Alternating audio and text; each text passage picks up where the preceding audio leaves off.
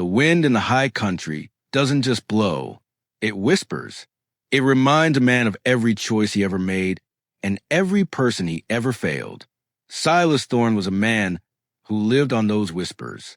His face was a map of hard winters and dry summers, carved from the same limestone and grit that made up his small ranch in the shadows of the Sierra Madre. Silas didn't ask the world for much. He had a cabin that didn't leak too bad, a horse that didn't kick, and a silence so deep you could hear your own heartbeat. He'd spent 20 years building that silence, brick by brick, after the war took everything else. He thought he was done with the world of men.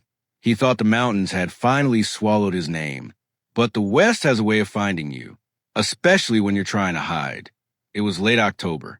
The air had a sharp, metallic tang to it, the smell of coming snow. Silas was out by the north fence, stretching wire that had been snapped by a stray bull.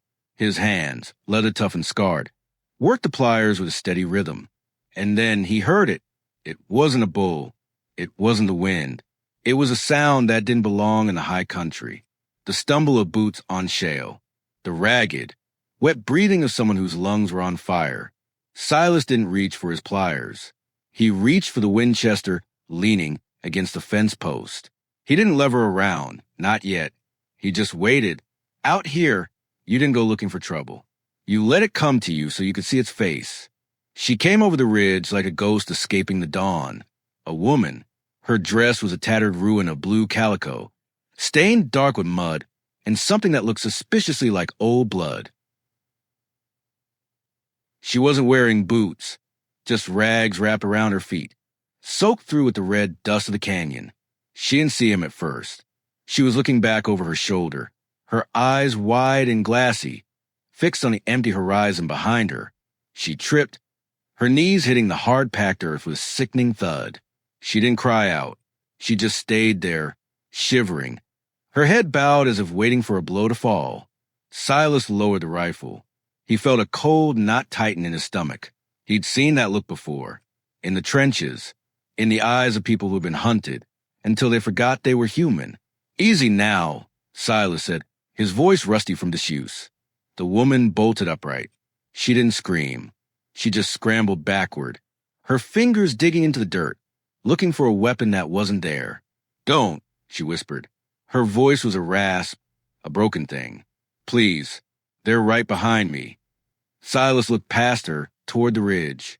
The land was empty, just the swaying sage and the long shadows of the pines. But he knew that some hunters didn't make noise until they were ready to strike.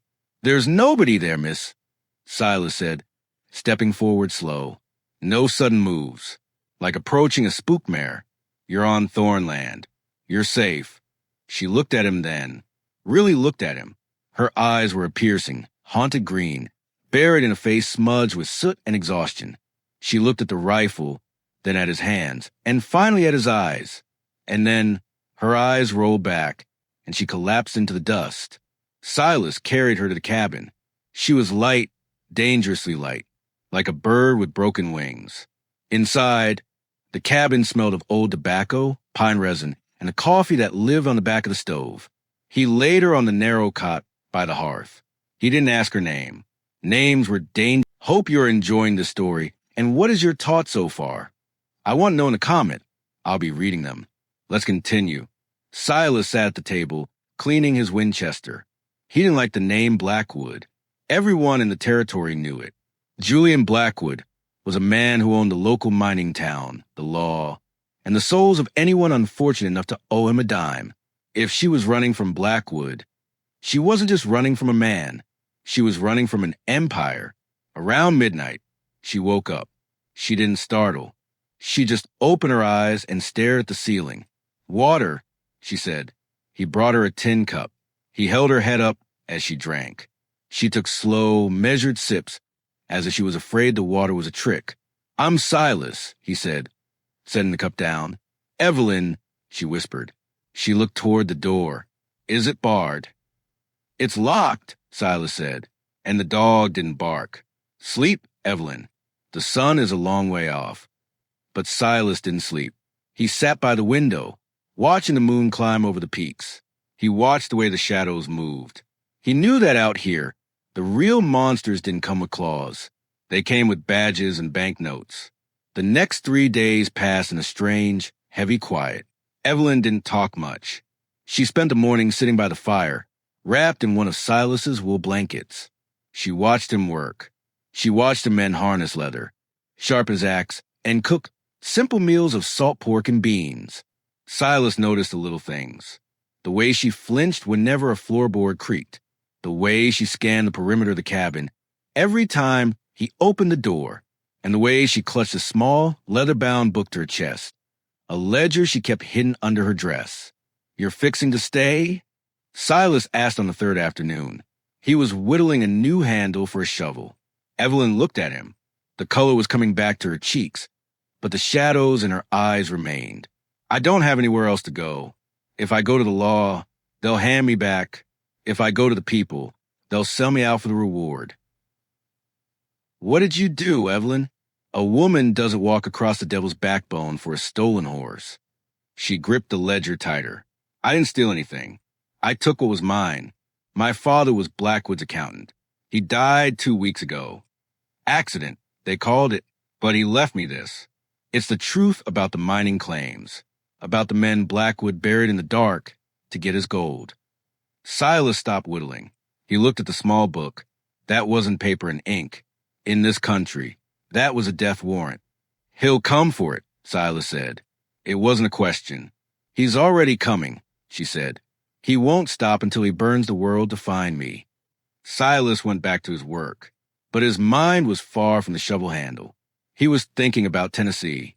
He was thinking about a farm he once owned, and a family he couldn't protect because he thought the law would do it for him. He'd learned a hard lesson back then. The law is a tool, and in the hands of a man like Blackwood, it's a hammer. He looked at Evelyn. She was watching the road that wound up the canyon. She looked like she was waiting for the end of the world.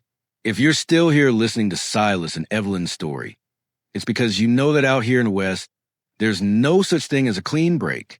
The past always has a horse, and always rides faster than you.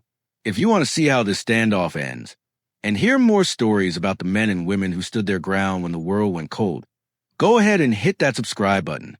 Leave a comment below. Tell me, what time is it where you're listening? We're just getting to the part where the silence breaks. Stick around. The break in the silence came on the 4th day. It wasn't a sound. It was a flash of light, a reflection of the afternoon sun off a glass. Evelyn's breath hitched. She ran to the window, her hands trembling as she pulled back the heavy burlap curtain. "We have to go. Silas, if you help me get to the pass." "No," Silas said. His voice was flat, final.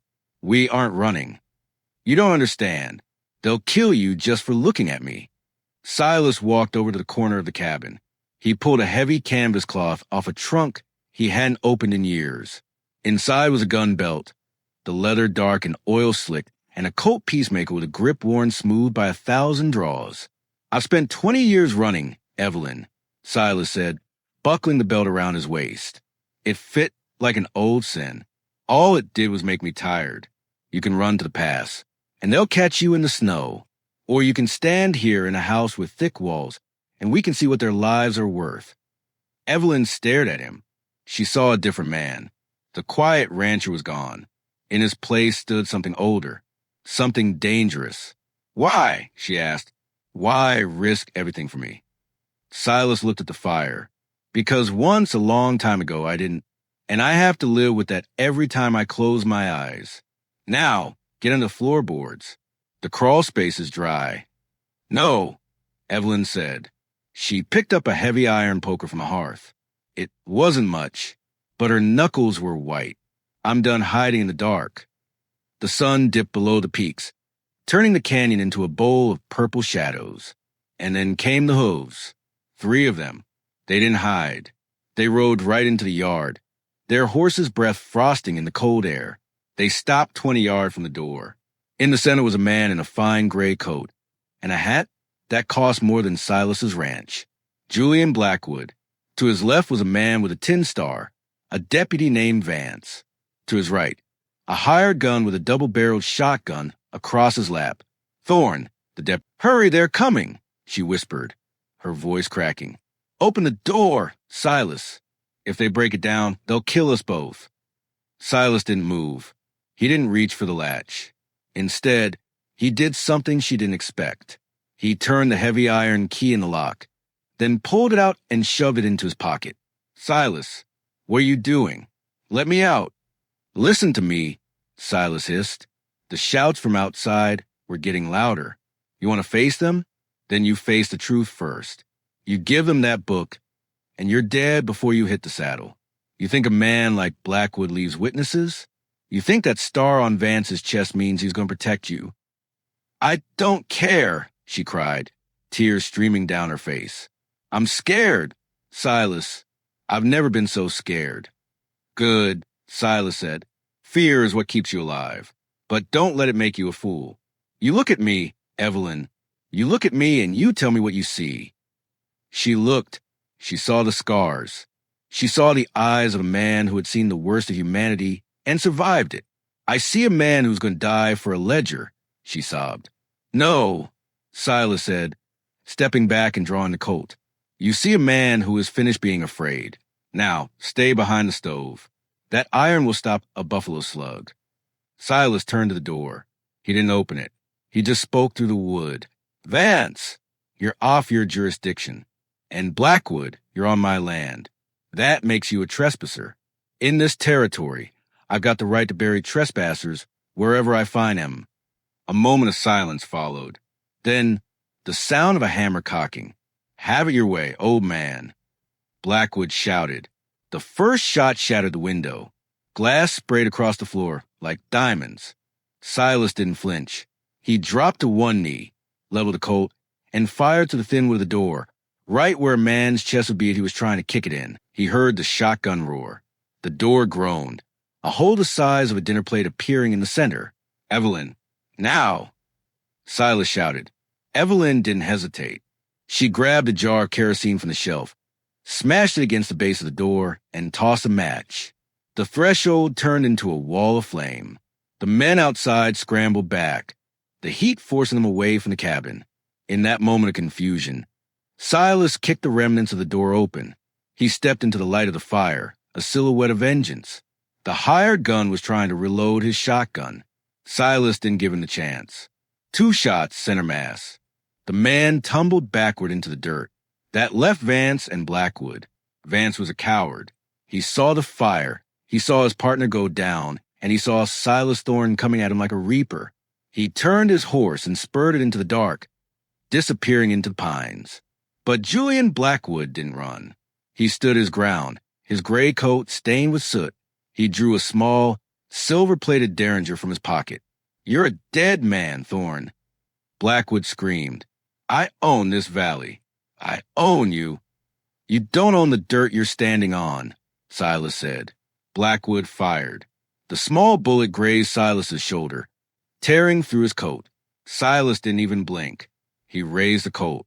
Click. Empty. Blackwood grinned. A cruel, jagged thing. He reached for a second derringer in his vest, but a shot rang out from the cabin. Blackwood's hat flew off his head. A bullet caught him in the shoulder, spinning him around. Silas looked back. Evelyn was standing in the shattered window, holding his old Winchester. Her hands were shaking, but her eyes were clear. She'd found the truth. She'd found the strength that comes when you stop running. Blackwood hit the ground, clutching his shoulder. He looked up at Silas, the terror finally reaching his eyes. "Finish it," Blackwood wheezed. Silas stood over him. He looked at the fire consuming his porch. He looked at the woman who had saved his life. He didn't cock the hammer. "No," Silas said. "I think the people in town would like to see that ledger of yours. And I think they'd like to see the man who wrote it stand in a courtroom instead of a grave." The fire didn't take the cabin. Silas and Evelyn fought the flames with wet blankets and dirt until the porch was nothing but charcoal and the interior was thick with smoke. But the walls held. By dawn, the mountain was quiet again. Vance was gone. The hired gun was buried in the shade of a twisted juniper, and Julian Blackwood was tied to his own horse, his face pale and defeated, ready for the long ride into the hands of a federal marshal Silas knew from the old days. Silas stood on the edge of the yard, watching the sun bleed over the horizon. His shoulder was bandaged, and his bones ached with fatigue that went deeper than skin and muscle. Evelyn walked up beside him. She was holding the ledger. It was singed at the edges, but the names inside were still clear. "You're going with him?" Silas asked. "I have to," she said. "If I don't testify, none of this matters. He'll just buy his way out." Silas nodded. "The road is long, and Blackwood still is friends." "I know," Evelyn said. She looked at the cabin, at the scorched wood and the broken glass. "I'm sorry about the house, Silas." Silas looked at his hands. They were dirty, bloody, and tired, but for the first time in 20 years, they weren't shaking. "It's just wood and mud, Evelyn," he said softly. "It can be rebuilt. A man's soul, that's a harder thing to fix. You helped me fix mine." She reached out and touched his arm.